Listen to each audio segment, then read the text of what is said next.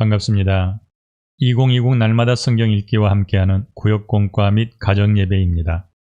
이 영상은 날마다 성경 읽기를 가지고 가정에서 예배하시거나 구역예배로 모이는 분들을 위해 제작하였습니다. 영상을 보시고 예배를 인도하시거나 예배 중 말씀 나눔 시간에 이 영상을 시청하셔도 됩니다. 먼저 신명기 9장 말씀을 읽고 이 영상을 시청하시길 권해드립니다. 오늘은 성경 신명기 9장 1절에서 29절의 말씀을 읽고 잊지 말고 기억하라 라는 제목으로 함께 말씀을 나눕니다. 이스라엘 백성이 가나안을 정복해야 하지만 하나님께서 먼저 들어가 그 땅 거민을 내쫓아야 차지할 수 있습니다. 이스라엘의 힘이 아니라 하나님의 힘이 가나안을 정복하게 합니다.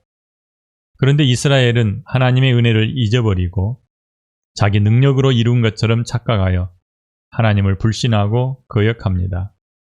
그들을 보며 우리는 어떠한지 점검하고 하나님의 은혜를 잊지 말고 기억해야겠습니다. 하나님을 믿지 못해 자꾸 의심하는 사람들에게 어떤 말을 해줘야 할까요? 하나님의 은혜를 경험하면서도 자기 눈앞에 닥친 어려움 앞에서는 하나님을 신뢰하지 못하는 사람들이 있습니다. 하나님이 안 계신다, 하나님이 돕지 않으신다, 하나님이 날 버리셨다, 이렇게 의심하는 사람들이 있습니다. 은혜를 입고 평탄할 때는 하나님께서 도와주셨다라고 고백하고 하나님께 감사한다라고 말합니다. 하지만 어려움이 자기에게 다가오면 보이지 않는 하나님보다는 눈에 보이고 가까이에 있는 방법을 찾으려 합니다. 또한 하나님께 나아가기보다는 하나님이 자기가 원하는 대로 들어주지 않으신다고 불평하거나 원망부터 합니다. 그런데 이런 사람들은 두 가지를 시도해 봐야 합니다. 먼저는 지금까지 자신이 받은 은혜들을 돌아보며 세어보면 하나님을 신뢰하는 데 도움이 됩니다. 한 번도 실망시키지 않으셨던 하나님, 그 하나님의 일하심을 뒤돌아본다면 하나님을 향한 신뢰가 회복됩니다. 또 한 가지는 내 느낌이나 내가 요구하는 기준이 아니라 하나님의 기준에서 하나님의 방법으로 일하신다고 하는 사실을 인정해야 합니다.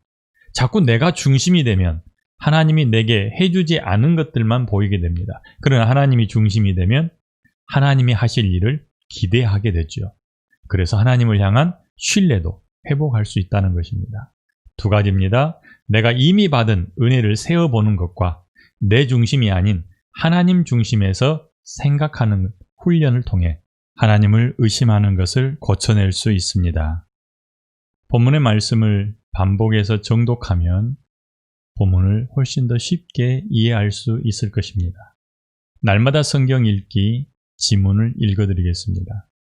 신명기 9장을 읽으십시오. 이 세상에서 이스라엘 백성만큼 하나님의 큰 능력을 목도하고 놀라운 사랑을 누린 백성이 없습니다. 그런데도 출애굽한 첫 세대 이스라엘 백성은 모두 광야에서 하나님의 진노로 멸망당하고 말았습니다. 불신 때문입니다. 사실 이스라엘 백성 모두가 전멸할 뻔하였으나 모세의 간절한 기도로 멸망을 면했습니다. 그러나 그 후에도 그들은 마치 밥 먹듯이 하나님을 배반하고 불순종하였습니다. 한마디로 그들은 항상 그들의 하나님 여호와를 거역하였다고 분명하게 말한 구절은 어디입니까? 24절입니다.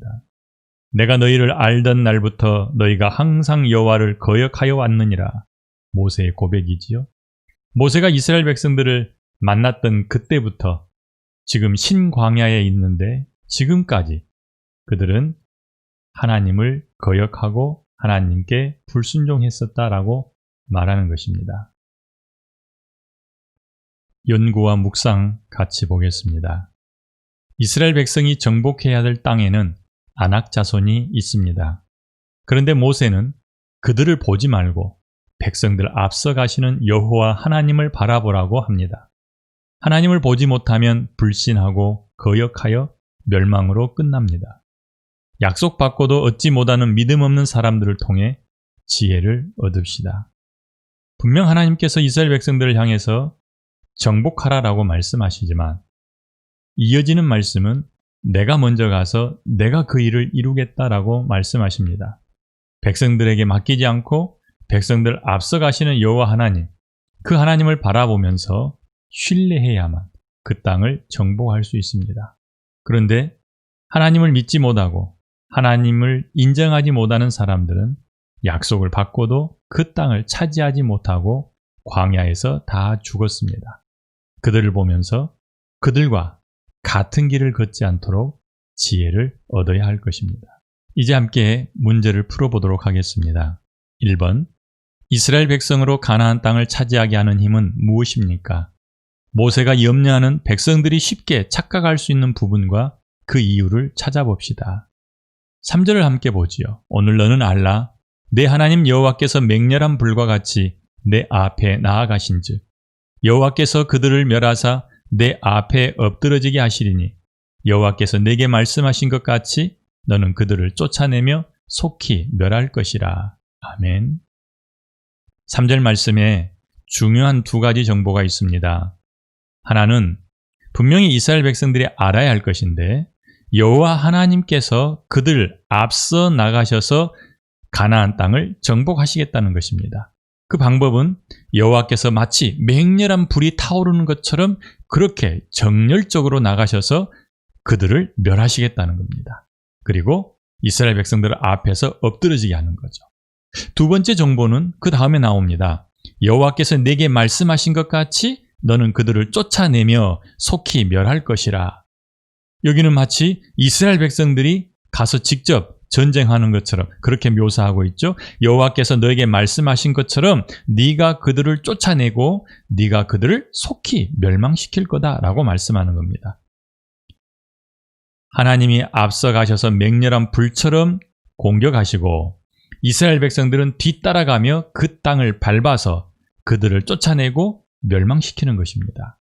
자, 그렇다면 이스라엘 백성으로 가나안 땅을 차지하게 하는 힘은 어디 있습니까? 이스라엘 백성의 군사력입니까? 아니면 여호와 하나님의 맹렬한 불과 같은 힘입니까? 하나님의 힘이지요. 하나님께서 허락하지 않으시면, 하나님께서 앞서가지 않으시면 이스라엘 백성들은 그것을 얻을 수가 없다는 것입니다. 모세가 염려하는 한 가지가 있습니다. 백성들이 쉽게 착각하여서 자기들이 의로워서 자기들의 공의로움 때문에 그 땅을 차지했다라고 말할까 싶다는 것입니다. 우리는 분명 신명기 9장 3절에서 하나님께서 맹렬한 불과 같이 이스라엘 백성 앞에 나가셔서 그 땅을 멸하시겠다라는 하는 것을 보았습니다. 이어지는 말씀을 보면 하나님께서 가나안 땅을 정복하신 두 가지 이유가 있습니다. 하나는 가나안 땅에 살고 있는 사람들의 죄악 때문입니다. 하나님께서 이스라엘 백성을 들어서 가나안 사람들의 죄악을 심판하시는 것입니다. 또 하나는 하나님께서 아브라함과 이삭과 야곱에게 행하신 약속 때문입니다. 그 약속을 이루기 위해서 지금 이스라엘 백성들을 데리고 가나안으로 가고 계시는 겁니다. 그런데 백성들은 자기들이 공의로워서 자기들이 의로워서 그 땅을 차지했다라고 생각할 수 있다는 것입니다. 그래서 모세는 오늘 우리가 읽은 9장 3절 말씀을 통해서 누가 그 땅을 정복했는지 한계를 분명히 짚고 있다는 겁니다. 이 말씀을 보면서 우리 자신을 볼 수 있겠죠? 하나님께서 내게 베푸신 모든 은혜의 근거는 내게 있지 않다는 것입니다. 내가 얻은 모든 것, 그것은 하나님이 내게 주신 은혜이지 내가 잘나서, 내가 능력이 있어서, 내가 좋은 조건을 가져서 얻은 것이 아니라는 겁니다. 내가 가진 어떤 장점이나 의로움 때문에 하나님께서 내게 복을 베풀어 주셨다고 말해서는 안 된다는 것입니다. 모든 것이 은혜임을 고백했다면 그에 따른 마땅한 행동을 우리는 보여야겠지요. 한 번 더 정리해 볼까요? 가나안 민족을 무찌르는 힘은 이스라엘의 군사력이 아니라 하나님이십니다. 가나안을 정복한 후 자신의 공의로움 때문이라고 말하면 안 됩니다. 교만은 하나님의 진노를 불러옵니다. 이스라엘 백성들에게 일어났던 일처럼 우리에게도 하나님께서 베푸신 은혜가 있습니다. 그런데 마치 내가 수고한 대가를 받은 것처럼 그 은혜를 생각해서는 안 된다는 것입니다. 우리에게 베푸신 하나님의 은혜를 마치 내가 수고한 대가로 받은 것처럼 생각해서는 안 될 것입니다. 내 능력, 내 의로움이 아니라 하나님의 은혜 때문입니다. 2번, 이스라엘 백성들이 가지고 있는 하나님을 향한 고질적인 약점은 무엇입니까? 말씀 두 구절을 함께 보도록 하겠습니다. 신명기 9장 7절을 보면 너는 광야에서 내 하나님 여호와를 경노하게 하던 일을 잊지 말고 기억하라. 내가 애굽 땅에서 나오던 날부터 이곳에 이르기까지 늘 여호와를 거역하였으되. 자, 여기에 보니까 애굽 땅에서 나오던 그날부터 이곳 신광야에 이르기까지 늘 항상 여호와를 거역하였다라고 말하고 있습니다. 이것이 이스라엘 백성들의 모습입니다. 아니, 하나님께서 이스라엘 백성들을 보실 때에 그들이 가지고 있는 고질적인 약점이었다는 것입니다. 9장 13절에서 이렇게 말씀하고 있죠. 여호와께서 또 내게 말씀하여 이르시되 내가 이 백성을 보았노라. 보라, 이는 목이 곧은 백성이니라. 24절에서도 그런 말씀이 있죠. 내가 너희를 알던 날부터 너희가 항상 여호와를 거역하여 왔느니라. 하나님이 이스라엘 백성들을 바라보실 때 그들이 갖고 있던 약점이 무엇입니까? 여호와를 거역하는 것입니다. 모세가 이스라엘 백성들을 만난 날부터 여기 신광야에 이르기까지 40여 년 동안 함께 살면서 그들에게서 발견하는 것, 그것 무엇입니까? 여호와를 거역하는 것입니다. 그래서 하나님은 그들을 향해서 목이 곧은 백성이다 이렇게 말씀하고 계시죠. 거역하여 목이 곧은 것을 보여준 아주 대표적인 사건이 호렙산에서 일어났습니다.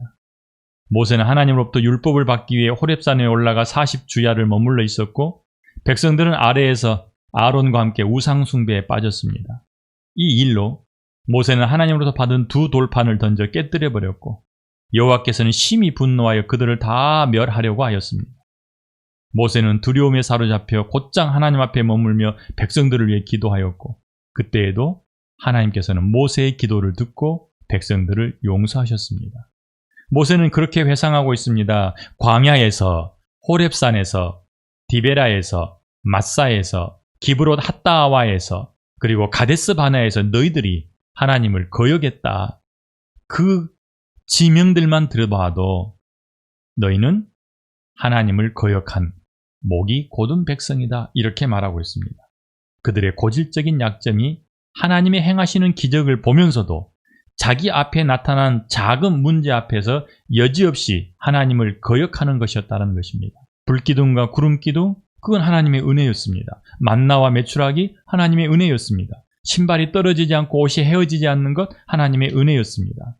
그렇게 하나님의 은혜를 보면서도 자기가 배고플 때면 하나님을 원망했고 모세가 보이지 않으면 금송아지를 만들었던 목이 곧은 백성의 모습을 갖고 있었다라는 얘기입니다. 그들을 보면서 참 어리석다라는 생각이 들지요. 그럼 그 잣대, 그 기준을 가지고 내 자신을 한번 보십시오. 내가 하나님의 은혜를 경험하면서도 내게 맞지 않으면 아주 작은 문제 앞에서 하나님께 불평하고 하나님을 원망하고 있지는 않았습니까? 다시 한번 정리하겠습니다. 모세는 신광야에서 이스라엘 백성들을 다 모아놓고 그들이 지나왔던 지난 38년간의 삶을 되돌아봅니다. 그러면서 이렇게 이야기하죠. 광야, 호렙산, 다베라, 마사, 기브롯 핫다와 가데스 바네아, 이 지명마다 공통점이 있다면 이스라엘이 여호와 하나님을 경노케 하고 거역했다는 것입니다. 하나님께서는 그들이 애굽에서 신광야에 이르기까지 거역하였다라고 기억하고 계십니다. 하나님의 행하시는 일을 보면서도 문제 앞에서 하나님을 거역하는 습관이 이스라엘 백성뿐만 아니라 우리에게도 있는지 살펴보고 만약에 발견되어진다면 고쳐야 할 것입니다. 3번입니다. 가데스 바네아에서 여호와를 경노하게 하였던 이스라엘의 잘못과 모세의 중보를 살피며 깨닫는 교훈을 나눠봅시다. 22절에서 29절이 이스라엘 백성들이 가데스 바네아에 도착해서 여호와 하나님을 거역하고 경노하게 했던 사건이 있습니다. 모세는 그 사건을 들춰내서 그들이 어떻게 하나님을 거역하였는지, 불순종하였는지, 모세는 그 사건을 불러와서 이스라엘 백성들이 하나님을 어떻게 거역하였는지 드러내고 있습니다. 여호와께서 너희를 가데스 바네아에서 떠나게 하실 때에 이르시기를 너희는 올라가서 내가 너희에게 준 땅을 차지하라 하시되 너희가 너희의 하나님 여호와의 명령을 거역하여 믿지 아니하고 그 말씀을 듣지 아니하였나니 내가 너희를 알던 날부터 너희가 항상 여호와를 거역하여 왔느니라. 그때에 여호와께서 너희를 멸하겠다 하셨으므로 내가 여전히 40주 40야를 여호와 앞에 엎드리고. 이게 모세가 이스라엘 백성들에게 하고 싶은 이야기입니다. 가데스 바네아에서 여호와를 경노하게 했던 이스라엘 백성들의 모습 우리는 잘 알고 있습니다. 가데스 바네아에서 일어났던 사건을 아십니까? 그들이 12명의 정탐꾼을 보내서 40일 동안 그곳을 정탐하고 돌아와서 정탐꾼의 보고를 듣고 슬퍼하지요. 부정적인 보고 속에 그들은 하나님을 원망하고 모세를 원망했습니다. 그 일로 인하여 하나님은 가데스 바네아에서 가나안 땅으로 진군에 들어가던 계획을 바꾸셨고 다시 되돌아가라라고 명령하십니다. 하지만 이스라엘 백성들은 하나님의 말씀에 거역하고 자기들끼리 가나안 땅을 공격합니다. 그러다가 많은 사람들이 죽고 호르마까지 쫓겨가게 되죠. 모세는 그 일을 기억하고 있습니다. 그리고 이스라엘 백성들에게 교훈하고 있습니다. 그들이 가데스 바네아에서 하나님을 거역하고 경노케 하였던 원인이 무엇입니까? 하나님을 신뢰하지 못한 것입니다. 그런데 모세는 이와 같은 거역은 자신이 이스라엘을 알던 날부터 항상 그래 왔었다라고 말합니다. 백성들에게는 하나님을 향한 불신앙과 거역이 습관처럼 굳어져 있었던 것입니다. 그들은 40년 동안 구름기둥과 불기둥을 통하여 하나님의 명령에 따라 움직이는 것을 훈련했습니다. 만나와 메추라기를 통해서 누가 자기들을 먹이시는지를 충분히 배웠습니다. 그런데도 자신들의 믿음을 드러내야 될 때면 속에서 일어나는 불신을 막을 수가 없었습니다. 이스라엘을 보면서 우리 자신의 모습을 볼 수 있기를 바랍니다. 불신앙을 드러낸 백성들에게 내려진 것은 하나님의 진노요 멸망이었습니다.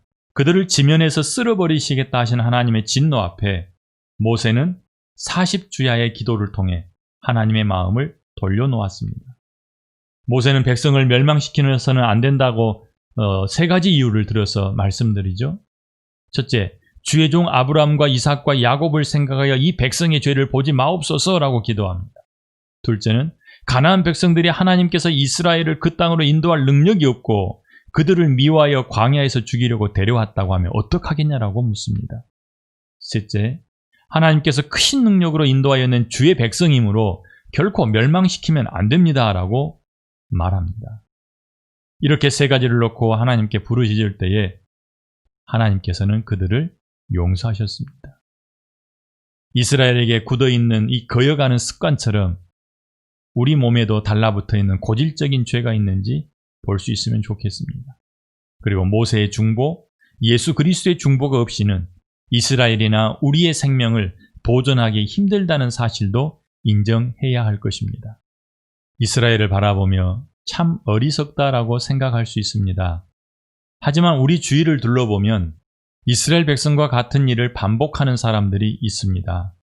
혹시 나도 그러한지 늘 점검해야 합니다. 바울이 우리에게 권면한 내용이 있습니다. 다른 사람들의 죄 짓는 것을 보면서 우리 자신을 살펴라 라고 말씀합니다. 우리를 볼 수 있는 은혜가 있고 고칠 수 있는 담대함이 있기를 바랍니다. 삶의 적용입니다. 이스라엘 백성이 직접 땅을 밟지만 여전히 그 땅을 차지하게 하신 분은 하나님이십니다. 우리가 매일 열심히 땀을 흘려 돈을 벌지만 재물 얻게 하신 분도 하나님이십니다. 하나님 앞에 거역하는 일은 작은 불평과 원망으로부터 시작됩니다. 내 입에서 나오는 부정적인 말이나 불평이나 원망을 잘 다스려야 할 것입니다. 세 번째로, 내가 비판하는 사람들에게는 손가락질보다는 중재기도가 필요합니다. 모세의 중재기도가 이스라엘 백성들을 살려냈던 것처럼 예수 그리스도의 중보가 우리에게 새 생명을 주셨던 것처럼 우리 눈에 보이는 죄 짓는 사람들, 우리의 손가락질을 받아 마땅한 그 사람들에게는 중재기도가 필요합니다. 그들을 위해서 손 내밀고 그들을 불쌍히 여기며 기도해주는 인자한 마음이 우리 안에 있기를 바랍니다. 기도합니다. 하나님 감사합니다. 신명기 9장을 통해서 이스라엘 백성들이 넘기 힘들었던 약점이 무엇이 있는지 보았습니다. 모세나 하나님의 공통적인 생각은 그들이 처음부터 지금까지 하나님을 거역하고 불순종했다는 것입니다. 그래서 하나님은 그들을 향해 목이 곧은 백성이라고 말씀합니다. 그들을 보면서 나는 마치 의로운 것처럼, 나에게는 그런 문제가 없는 것처럼 생각하지 않게 하여 주시옵소서. 이 말씀을 볼 때마다 더 겸손해지게 하시고 온유와 겸손한 마음으로 우리 자신을 돌아보게 하여 주시옵소서. 모든 것이 하나님의 은혜임을 고백하게 하여 주시옵소서. 그리고 우리 눈에 지적하고 싶은 사람, 비판하고 싶은 사람이 보일 때에 그들을 위해 중재할 수 있는 마음도 허락하여 주시옵소서. 예수님 이름으로 기도합니다. 아멘.